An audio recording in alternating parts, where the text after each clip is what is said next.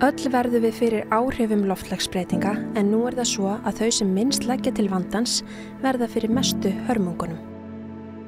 Ef við virðum fyrir okkur hversu mikið Afríka hefur lagt til þess magns gróðurhúsalofttegunda sem búið að sleppa út í andrúmsloftið, þá hefur Afríka einungis lagt til sirka 3% af heildarmagni þessara lofttegunda.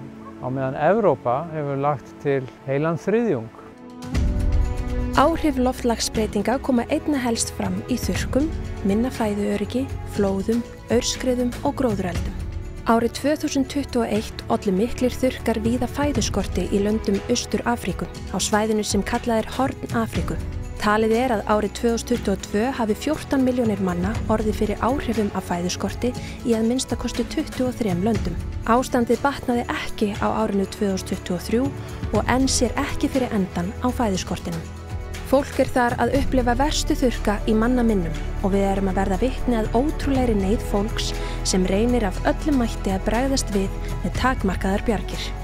Þess vegna biðjum við þinn stuðning til að við getum stutt við okkar samstarfsfólk á svæðinu svo þau geti áfram unnið að því að efla viðnámsþrótt sinna samfélaga.